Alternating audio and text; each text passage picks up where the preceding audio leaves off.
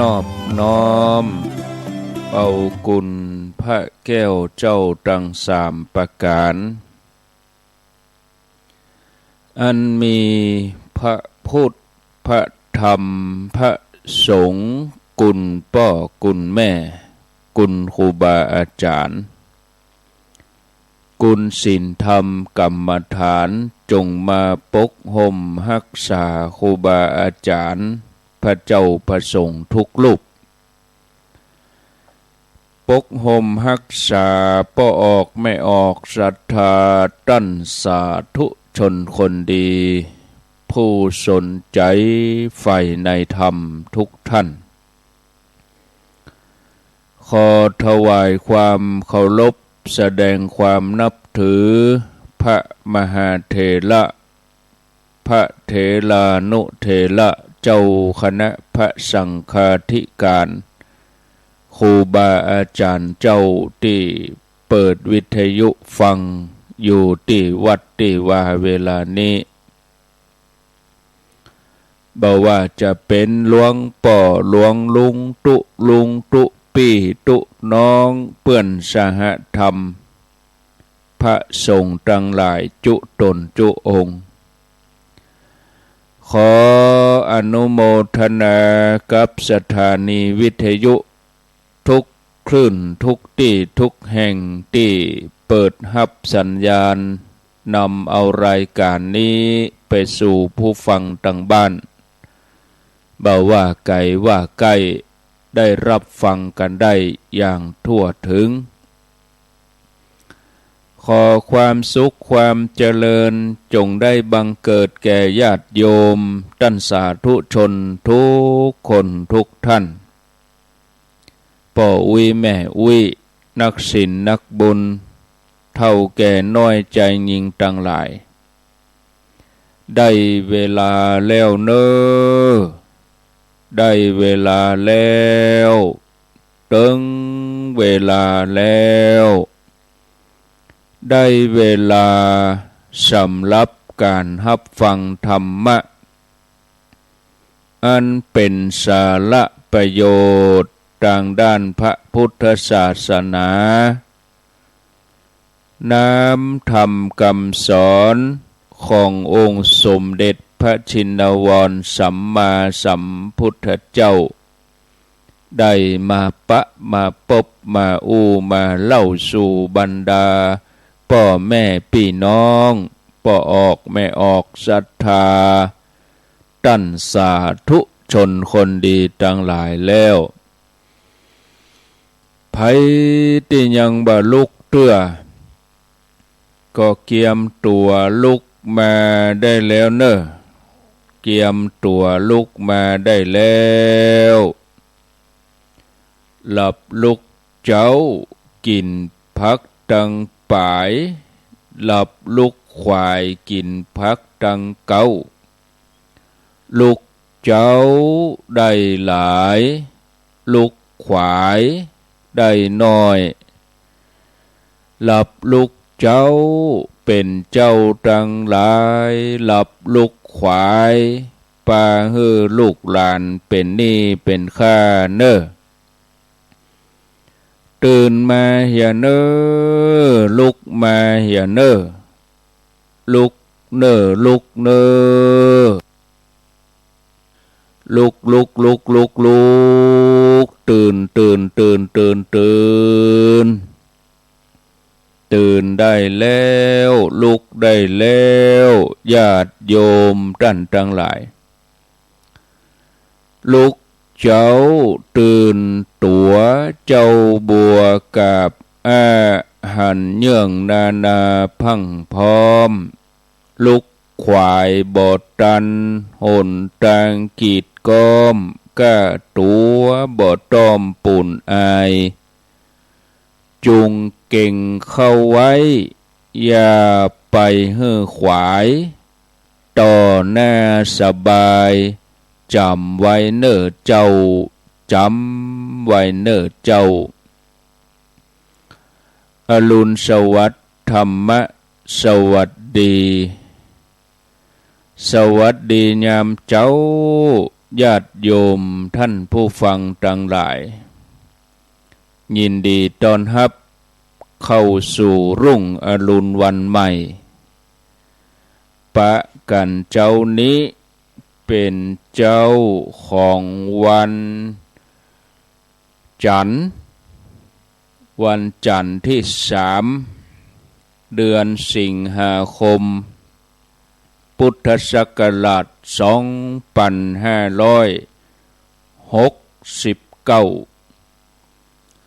วันนี้เป็นวันเดือน10แฮม5ค่ำเดือน10เหนือแฮม5ค่ำพร่ำว่าเป็นวันจันทร์เดือน10นี่เสียการวันเดียว60เนี่ยเกียง59เสียติดกับจันทร์60เสียการวันเดียวเดือนนี้เป็นเดือน10ก็วันนี้บ่ใจวันเสียประจำเดือนวันพุธเป็นวันเสียประจำเดือนมาพบกันในรายการเสียงธรรมแสงอรุณเสียงธรรมแสงอรุณดำเนินรายการโดยอาตมภาพพระครูอภิวัฒนวิกรมวัดปากตังเจริญตำบลดอยลออำเภอดอยลอจังหวัดเชียงใหม่รับผิดชอบดำเนินรายการในวันจันทร์แล้วก็วันพฤหัสบดีซึ่งตามปกติก็จะมีอยู่3วันคือจันทร์พุธพัดตั้งแต่เดือนมิถุนากรกฎามานี่ก็ยกเวลาวันพุธคือพระคุณเจ้าครูบาอาจารย์รูปอื่นเปิ้นได้มาจัดรายการสลับสับเปลี่ยนญาติโยมได้เพิ่มอรรถรสเปลี่ยนบรรยากาศในการฟังบ่ซ้ำซากจำเจอยู่ที่รูปเดิมรูปเก่าตนนี้วันพุธก็มีครูบาอาจารย์จัดรายการเพิ่มเติมอย่างวันการนี่ก็มีวันการตี3ถึงตี5ก็เป็นท่านอาจารย์สงวนตี5ถึง7โมงเป็นท่านสาธิตวันพุธนี้มาเจ้าถ้าเป็นวันพุธก็ปกติอาตมาจะจัดรายการตี5ถึง6โมงก็เปลี่ยนเป็นท่านอาจรัตนสิริแล้ว6โมงถึง7โมงก็เป็นหลวงปู่พระครูปฏิพันธ์ธรรมทินวัดพระธาตุม่อนจอมพ่อส่วนวันอื่นๆนั่นก็ปกติเหมือนเดิมญาติโยมได้ยินได้ฟังได้ติดตามรับฟังกันอย่างปกติเว้นเสียแต่ไฟฟ้าดับอินเทอร์เน็ตขัดข้องผู้จัดรายการติดศาสนกิจก็ดีบางรูปบางตนเปิ้นบ่สบายก็มีอาตมาภาพนี่ถ้าบ่ติดศาสนกิจจำเป็นก็มาปะญาติโยมเว้นเสียแต่มีศาสนกิจที่จำเป็นหรือบางอันก็อินเทอร์เน็ตขัดข้องไฟฟ้าดับอย่างนี้เป็นต้นมาปะกันแล้วก่อนที่จะนำเสนอสาระธรรมะก็อนุโมทนาในกุศลเจตนาของญาติโยมที่เปิ้นตั้งใจ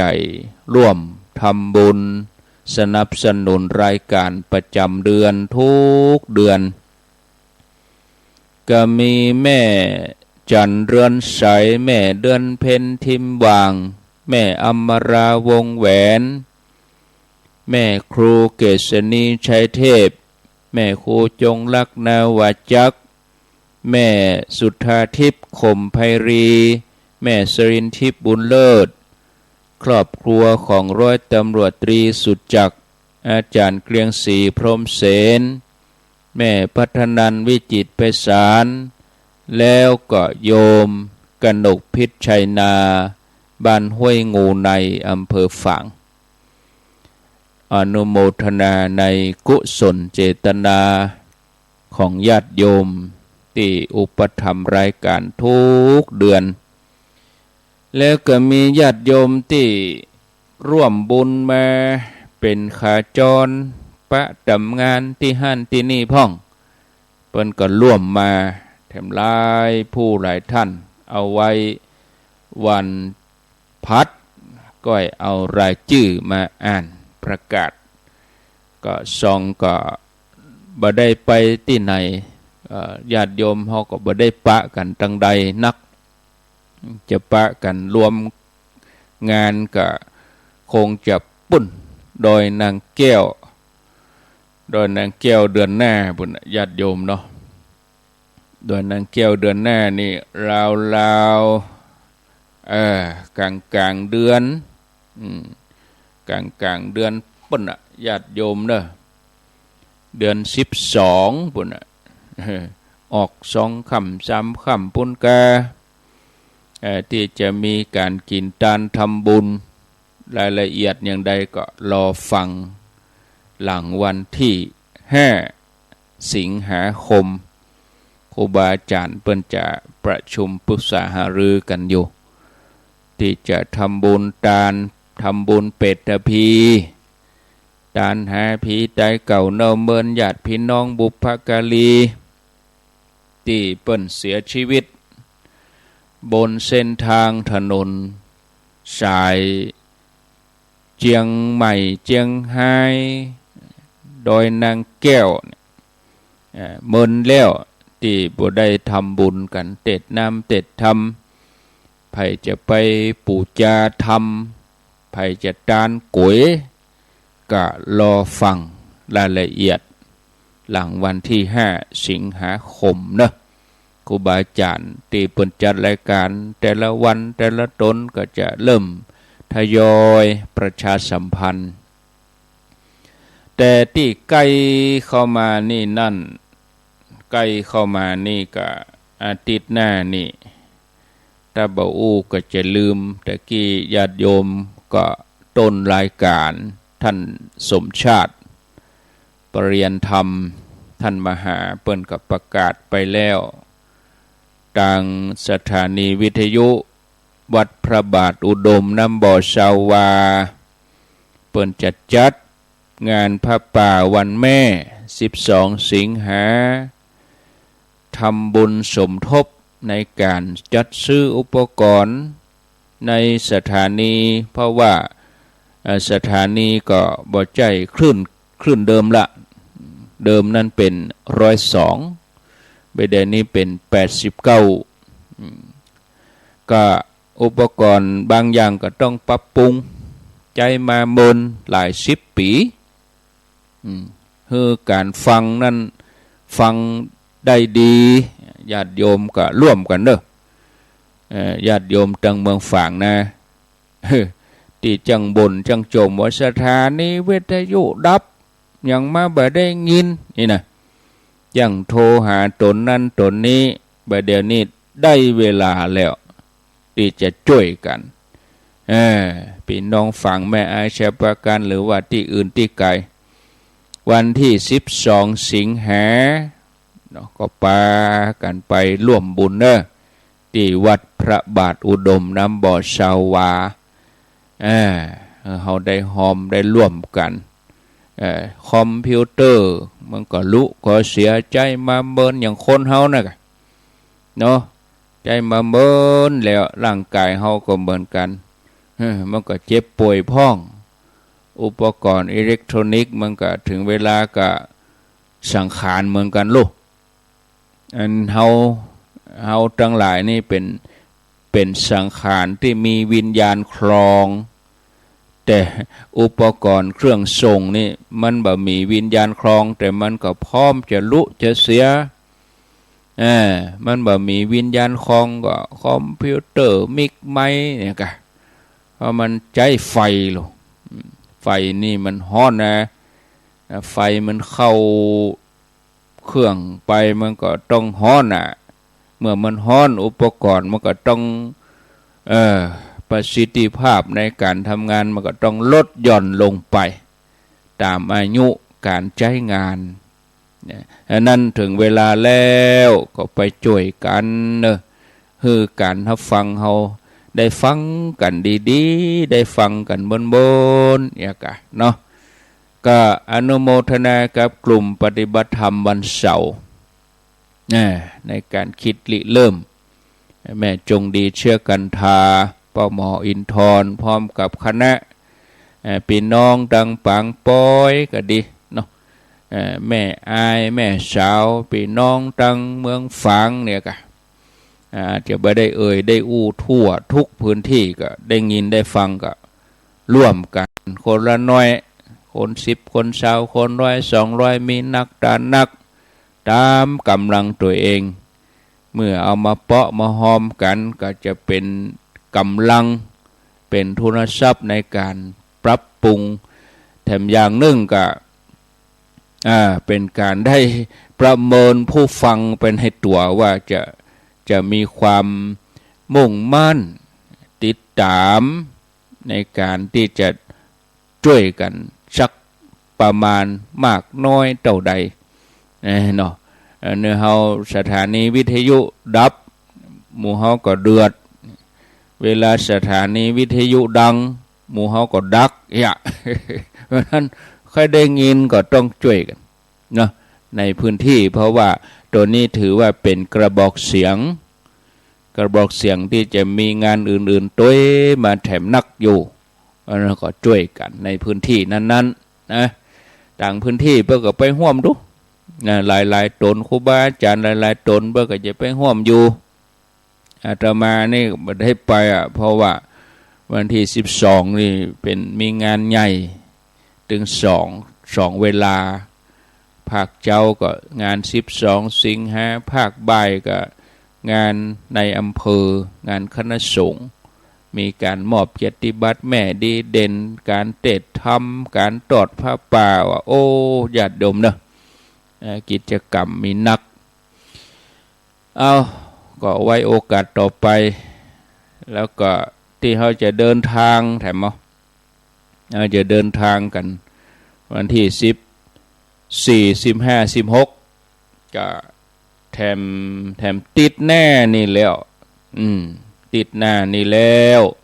ก็รายละเอียดก็ไปแจ้งในกลุ่มปุ่นบ่เอามาอู้ในสถานีเพียงแค่40กันประเด็นนี้ก็อยู่ในกลุ่มหมดแล้วไปแจ้งในกลุ่มไลน์ปุ่นบางท่านว่าโอ้ยังไม่ได้ยินท่านอาจารย์มาอู้ในวิทยุก็อย่างที่บอกนั่นน่ะเฮาตึงหู้กันแล้วถ้าเฮาจะมาอู้ในวิทยุมันก็สิ้นเปลืองเวลาเฮาไปเพียงแค่40กัน400คนที่เปิ้นบอกไปมีเป็นพันมีเป็นหมื่นที่เปิ้นฟังท่านก็จะเสียเวลาสถานีรายละเอียดจะได้ก็ไปแจ้งในไลน์พุ่นเนาะมันเป็นตัวหนังสือกลุ่มใดคณะใดก็จะเอาชื่อมาแจ้งในกลุ่มบ่เอามาอ่านออกอากาศเนอะบางคนก็รอฟังแน่ฟังเปิ้นอย่ามาอ่านชื่อคณะเฮาเอาถึงหูว่าตัวเก่าถึงจะไปบ่เอามาอ่านในนี้นะมันทำเมื่อเสียเวลาสถานีเนาะแล้วเนอะญาติโยมทั้งหลายต่อไปเอาป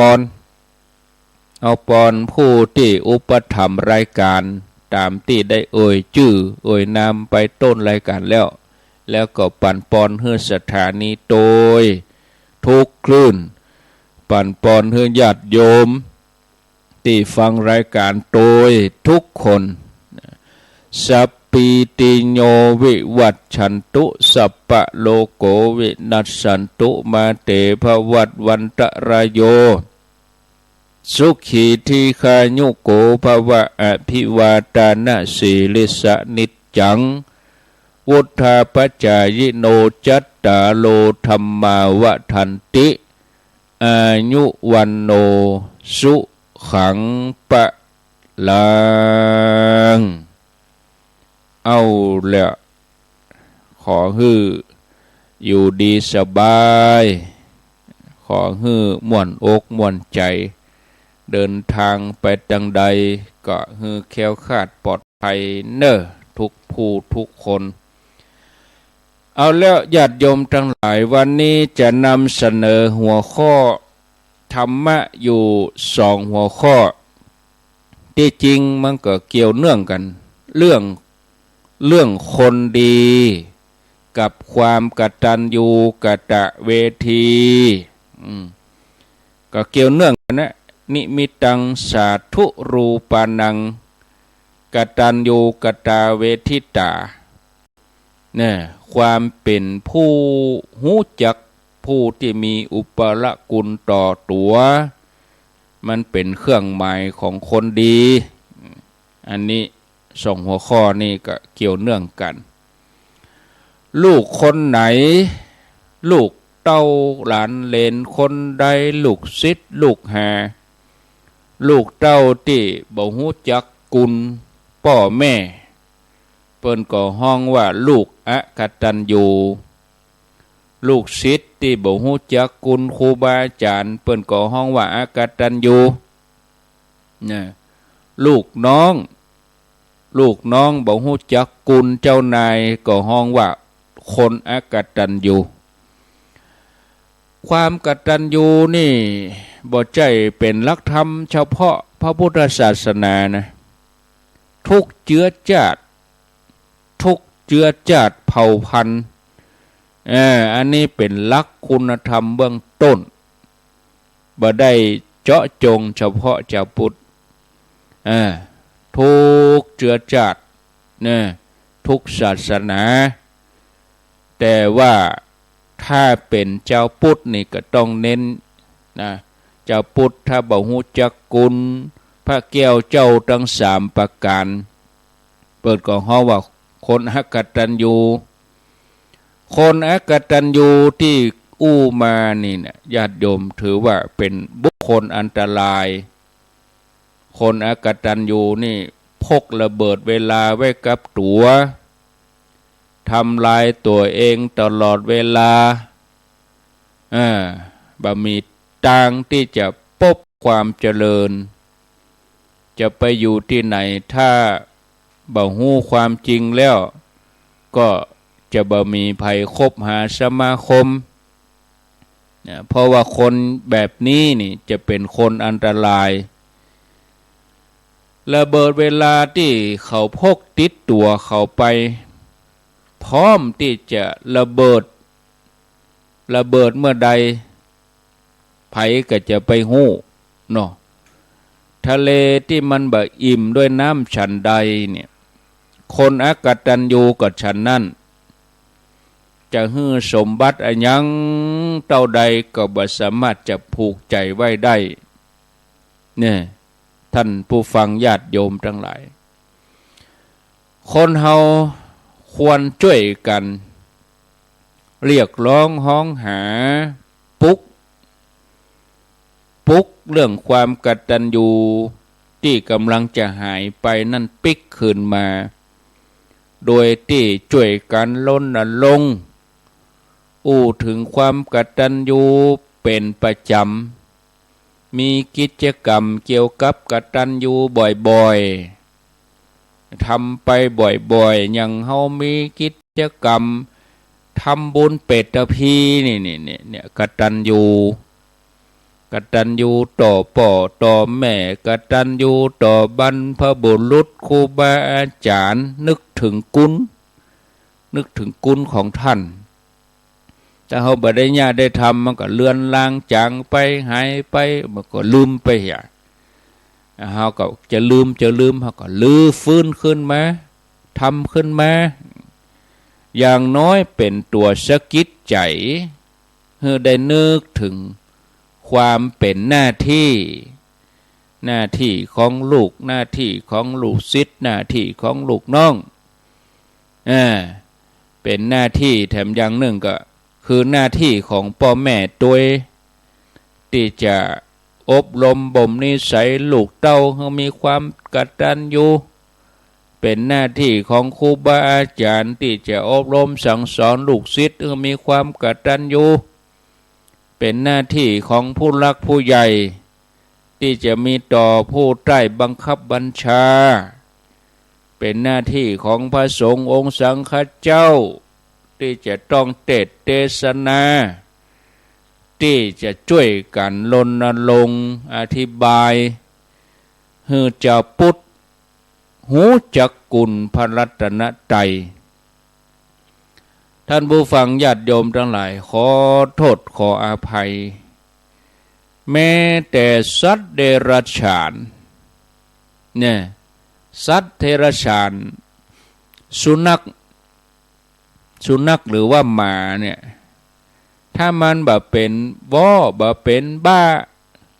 มันก็บ่ได้คบเจ้าของมันเนี่ย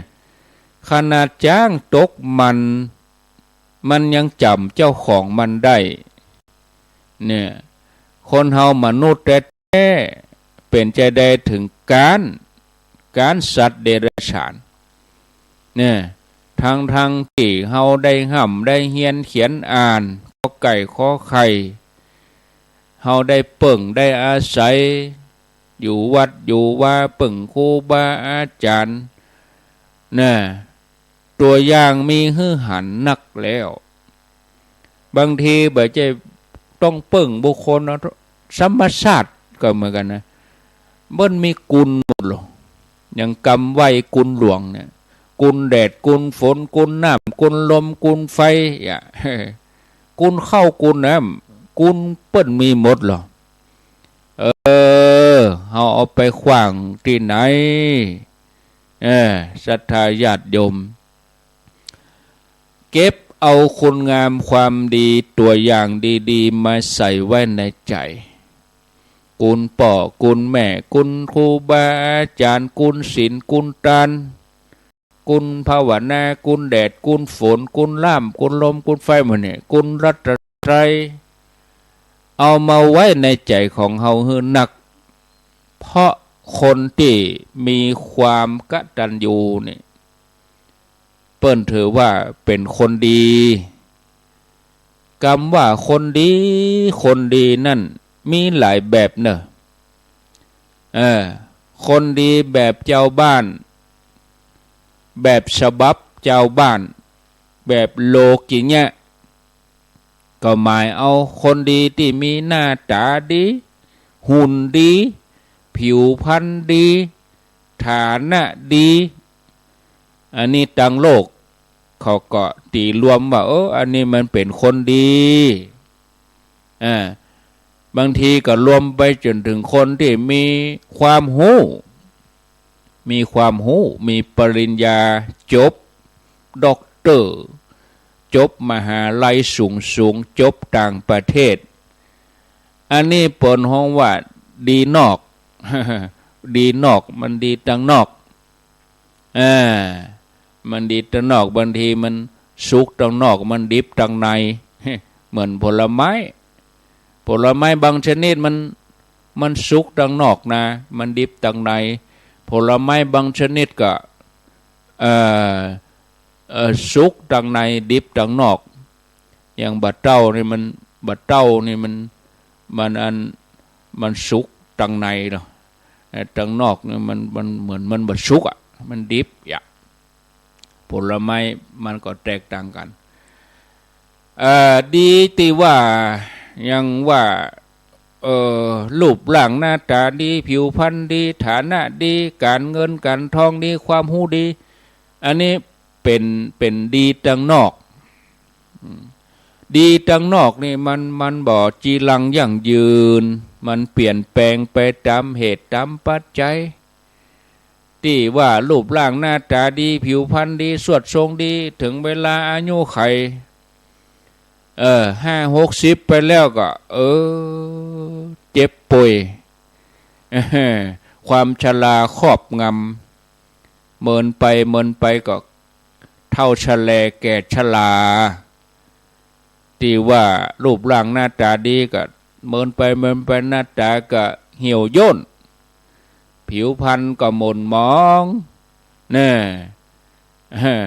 เป็นจุดด่างดำตกกะสวดทรงตั้งหลายก็เปลี่ยนแปลง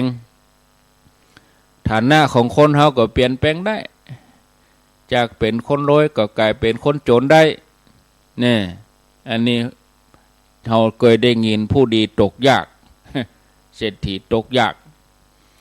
แม้แต่คนที่มีความหูดีบางคนมีปริญญาบ่ฮู้กี่ใบปัญญาลักแหลมแต่ถ้าบ่มีคุณธรรมบ่มีคุณธรรมเอาปัญญาตั้งโลกไปใจตั้งพิษอันนี้ก็ถือว่าโอ้บดีเป็นบดีเนี่ยบางทีมีปัญญาลักแหลมแต่ถ้ามีความฉลาดบ่มีความเฉลียวเป็นคนหุนหันพลันแล่นเนี่ยเข้าตำราเนี่ยอันยังก็ฮู้หมดฮู้อดีตฮู้อนาคตแต่บ่ได้ฮู้ปัจจุบันเป็นคนหูเบาเจื้อง่ายเนี่ยมีดีก็หมดดีที่มันบ่มีการเปลี่ยนแปลงนั่นคือดีตังในความดีที่มีตังในคือความดีที่เกิดจากใจบ่ใจเสแสร้งแกล้งทำความดีที่เกิดจากการทำโดยเบื้องลึกของใจมันบ่ต้องอาศัยรูปร่างหน้าตาบ่ต้องอาศัยผิวพรรณบ่ต้องอาศัยฐานะบ่ต้องอาศัยสถานภาพการศึกษาแต่ว่าดีตังในเนี่ยมันดีเพราะคุณธรรมที่เป็นรากฐานเป็นเครื่องหมายเปิ้นฮ้องว่านิมิตอย่างลูกนิมิตคือเครื่องหมายของคนดีนั่นคือกตัญญูกตเวทีอย่างที่ยกขึ้นมาเป็นพระบาลีรองรับไว้นิมิตตังสาธุรูปนังกตัญญูกตเวทิตาไผก็ตามบ่ว่าจะอยู่ในฐานะใดถ้าขาดกตัญญูแล้วก็เป็นคนดีบ่ได้เอาดีบ่ได้พ่อบังเกิดแม่บังเกิดบางทีก็ยังบ่ฮู้กุลแล้วจะไปฮู้กุลไผนะศรัทธาญาติโยมทั้งหลายเนี่ยเฮาจะต้องช่วยกันรณรงค์ช่วยกันอู้เรื่องกตัญญูช่วยกันเผยแผ่ปลูกฝังเรื่องความกตัญญูนั่นมีความเจริญงอกงามเพื่อเฮาจะได้มีคนดีนักเนี่ยคนที่มีใจกตัญญูคนที่มีความดีนักคุณธรรมอื่นๆจะออกตัวมาเนี่ยว่าเพราะตัวนี้เป็นตัวเพาะบ่มลูกเนาะศรัทธาญาติโยมท่านทั้งหลายเอาแล้วได้บรรยายได้ได้อธิบายสาระธรรมะอยู่2หัวข้อเรื่องความกตัญญูและหัวข้อเรื่องคนดีเอามานำเสนอให้ญาติโยมทั้งหลายได้ฟังในตอนเจ้านี้ก็พอดีแล้วเนาะ5:45ข้างแถม15 นาทีก็จะหมดเวลา15 นาทีธรรมะนักไปเมินไปศรัทธาก็จะเบื่อหน่ายก้ายนักล้ำธรรมะนักล้ำก็เอาหมอกพอให้พอดีหมอก หมอกม่วนหมอกปอดีนะเอาละเด้อญาติโยมท่านสาธุชนทั้งหลายเมื่อได้อู้ถึงสาระธรรมะอายังต่างๆเรียบร้อยแล้วต่อไปนี่ก็พอจะมีเวลาสักน้อยแล้วก็เมินแล้วติดตนอาตมาภาพบ่ล่ำได้เปิดสายญาติโยมได้โทรญาติโยมก็เรียกร้องห้องถามว่าโอ้ระยะหลังมานี่ท่านพระครูบ่ล่ำได้เปิดสายศรัทธาโทรก็เอ้าเป็นยังไหลหากันเนาะไหลหากันนะญาติโยมเอ้าก็ญาติโยมได้โทรมาแจ้งผลการรับฟังอย่างน้อยก็ได้ปรับปรุงสถานีที่ห้วยตองซักนี่ก็ปรับไปแล้ว2 รอบแล้วก็สถานีที่อันเมืองฝางปุ่นก็ปรับปรุงญาติโยมได้แจ้งเข้ามาแจ้งผลการรับฟังเข้ามาว่าฟังเป็นจะใดแล้วสถานีที่วัดบรรพตสถิตปุ้นโตยแล้วก็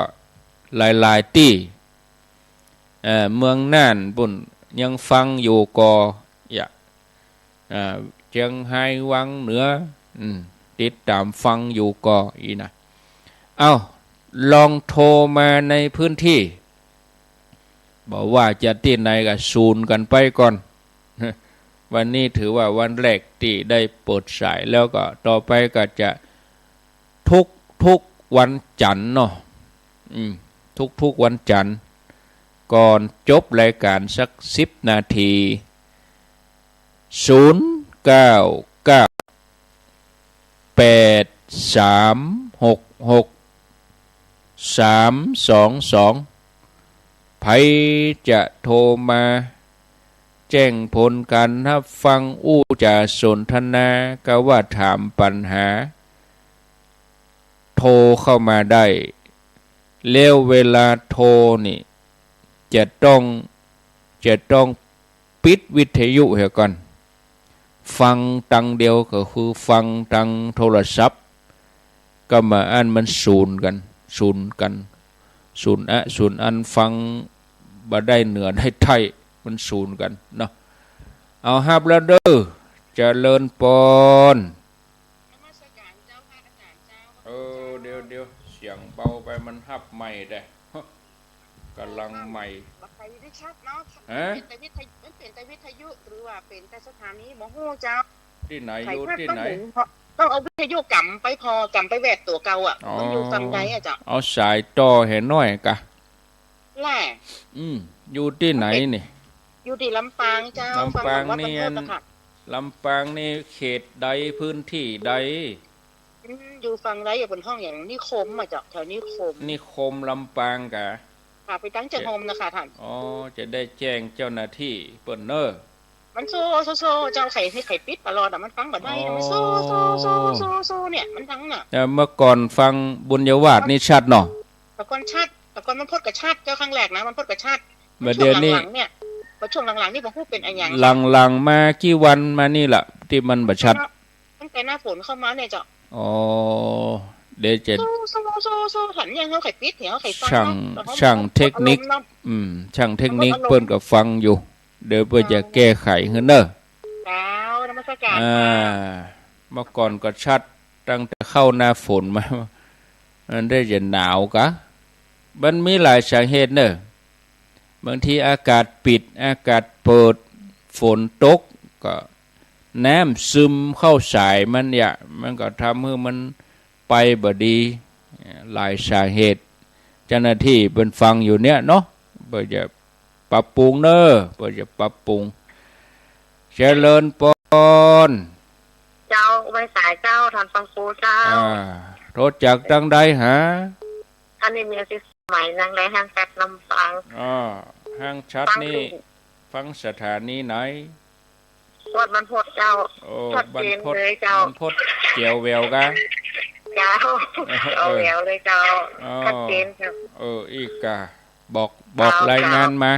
เนอะ เจ้า อ่า เจ้า สาธุสาธุเจ้าสาธุเจ้า อ๋อแน่นหนาอยู่รู้แน่นหนาอยู่บโดดเดียวรู้ เจริญปน ก็ไปสาธุท่านอาจารย์ อ่า แต่ว่าไม่จบ โอ้อันนี้ลีเนาะลี ก็บ้านไม่จองลีค แม่ รับ จองกันนะเมินแล้วมันได้อู้กันได้ เมื่อพอดีพระอาจารย์เปิดฉายกันเลยอู้กับพ อ๋ ระ อ อาจารย์ครับ จับพอดีกันนี่กันแน่โทรวันจันทร์ ครับเป็นบุญ แล้ว สบายดีแล้วเนาะ ครับแล้วสบายดี เฮ้ยอยู่ดีมีสุขเนอะ ครับผมครั สา บ ธุเอาอันนี้ก็ธรรมโอสถเป็นยาตั้งใจวางสายเห็นเนอะอู้แล้วก็จบแล้วก็วางกำเนาะเอาเจริญปน ไหวสาพระอาจารย์ โอ้แม่บุญศรีอะ เจ้านี่แม่ใส่ถามว่าเขาเนี่ยมันจะเป็นเขาเหนือเขาเจ้าพระอาจารย์ ข้าวเจ้ากะเนาะ ไหนแม่ก็คือว่าแล้วในนั้น มันต้องข้าวนึ่งมันยากมันนึ่งยาก เจ้า ทหารมันนึ่งยาก รายละเอียดได้ ข้าวเจ้า3 ถัง เจ้า โมทนา3 ถังกับ เจ้าเดียวพระอาจารย์ 40 กว่าโล ถามว่าคือเขาไม่กี่สูตรว่า เขียนไว้ในลายหันหมดแล้ว อีเมลจะไม่ได้โผล่ไล่ได้ พอแฮกะเดี๋ยวคนครับคนบอกคนเขาก็มีในหันน่ะ เจ้า โมท เจ้า นา ไว้เจ้า เป็นยังก็ถามได้ใส่สุดไอ้ยังแต่งตัวไอ้ยังกับรายละเอียดหมู่นี้นี่จะไปอู้ในปุ่น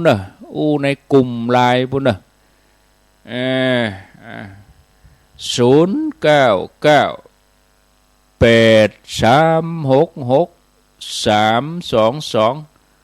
เจริญป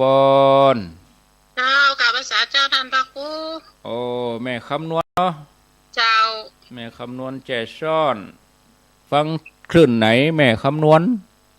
แม่อยู่ลำปางแต่ไปฟังลำปางไปฟังเชียงใหม่ฟัง แดนดิน กินลำนะ ฟังแดนดินเนาะ เจ้าลำปางมาได้ยินเจ้า เพิ่นถ้าอย่าบ่ได้บิดสายไปทั้งนั้น เจ้า แล้วเมื่อก่อนของอันบุญญาวาสได้ยินก่อ มาได้ยินเลยลำปางมาได้ยินจักอันนี้เจ้า ตึมได้ยินตึงหลวงอะ เจ้า แต่เมื่อคืนนี้ฟังดารุณีเนาะ ไม่คืนพาตำรวจจะ ยัง สอน แขวนหน่อยยังแขวนหน่อยมีของดารุณีมาขั้นไว้หั่น มาแรงของเด็ดดินกับมีเจ้าแรงทั้งสอง 3 โมงนะ เจ้า ดีแล้วก็ยินดีเนอ เจ้ากับไป สาธุก็วันที่5นี่จะพยายามเข้ารายการเมื่อวันพ่อง ช่วงในวสานี่ยังแควนบทได้ไปตังใดทีถ้าออกวสานี่โอ้งานมันทีแต่ในวสานี่จะพยายามหน่อยเข้ารายการ3 โมงเบิ้นลำได้เข้าเจริญปนนมัสการเจ้า อันนี้สันขยอมกะ เจ้าไม่ได้โทรหาเมื่อเนาะ ได้ยินทีอยู่เนาะ ชัดเจนดีท่านชัดเจนดีเจ้า สันข ชัด ย เจ อน ม ดีฟังอยู่เมื่อเตือบ่เคยตันเนี่ยเจ้าลงมากลับมาถามเหมือนกันได้ฟัง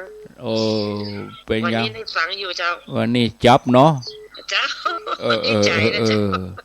อยู่ดีมีสุข เจ้านมัสการเจ้า สาธุโอ้ปนฟังแน่นหนารู้นี่เจริญปน เจ้าไหวสาเจ้ายายน้อยจะถามมาวันที่28มิถุนายายน้อยฝากทำไปอยู่ซ้ำ ได้แล้วเนอะได้เรียบร้อยแล้ว แต่บ่ได้ปะตุหยอง โอ้โทรไปบอกคนมาเอาแต่ก่อ นั่นจวดกันไปจวดกันมากับโหถ้าเฮาเปิ้นมาเอาก็โลดเปิ้นบ่มีก็เดี๋ยวพอหาวิธีก่อนเนอะ เจ้า อมันเขาว่าซานะเราเป็นทำเลิงเลย ปุ่น เจ้า จะป้ากันปุ่นกับอันโบสถ์หน้าพวกลงโบสถ์หน้าพวกโมทนาสมศักดิ์แถมเลย เอ เจ้า อโมทนาสาธุสาธุมันได้ป้ากันนะก็จะไปเอาโบสถ์แล้วก็ลืมเนี่ยโบสถ์หน้าปะกะ0998366322ก็ไม่น้อยเปิ้นฝากทำมานี่ตุลุงยองกับท่านมหาสมชาติเปิ้นเอาเทศในภาษานี่ก็หนักเขาคำละอองพระเจ้าดินเหนียวมีเข้ามา0998366322ก็เดียวก็ฟังท่านพระครูวัดชัยมูลต่อเพื่อจะจัดต่ออาตมาเนี่ยเวลา6 โมงถึง 7 โมง6 โมงถึง 7 โมงท่านพระครูสังวรศรีลาภิลักษ์โอ้ท่านพระครูนี่ก็ตึงบัลล่ำขาดเลยเนอะรายการเพิ่นนะเพิ่นบัลล่ำขาดเลยรายการวันจันทร์นี่นะบางทีก็แตนพ่องขออนุเคราะห์ท่านพระครูแตนกรรมวันใดเพิ่นไม่ได้อยู่เพิ่นก็แจ้งล่วงหน้าอันนี้ท่านพระครูสังวรศิลาภิลักษ์วัดชายมูลแม่กะสันปัดตองมีก็จะลาเนอะญาติโยมนะมีก็จะลากันปิดโทรศัพท์แล้วเนอะโอ้ยังบุญมายุนหน่อยเข้ามาเลยเจริญปอนเจ้าใบสาเจ้าโทษจากตังใดแม่บัวลมเจ้าแม่บัวลมมันน้องเจดีฟังอยู่เจ้าน้องสมณะเจ้าใครเขาตีลายทันตีปิ้นกลุ่มน่ะเอาเบอร์นี่กะไอ้แม่เข้าเบอร์นี่เดี๋ยวเขาจะดึงเข้าเนาะเจ้าโอ้แต่ทันอันเจ้าข้าเจ้ามีเบอร์ไลน์ของทันแล้วนะน่ะกะเขานี่เจ้าพิมพ์มาแม่ได้ไปอยู่กะไปเจ้านั่นกะรวมตัวกันครบทีมแล้วเนาะไปตัวแม่จันเลินสายแม่หมู่บ้านนี่มี2 คนเจ้าไปยังไปด้วยกันได้เจ้ามันหายาทันแม่นละสาธุ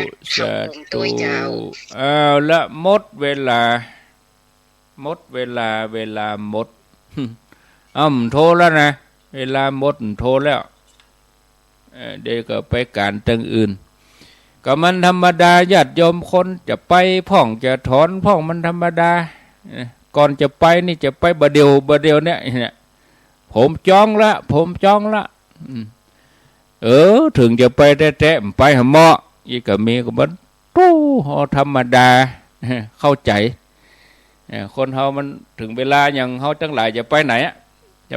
ต้องรอรถ10 นาทีนี่รถยังบ่มาเตื้อ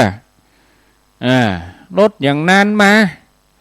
บางทีเดินทางไปแล้วไม่ได้จะปิกนี่มันเป็นธรรมดาของคนเฮาบางทีพอข่าวยังไปเลย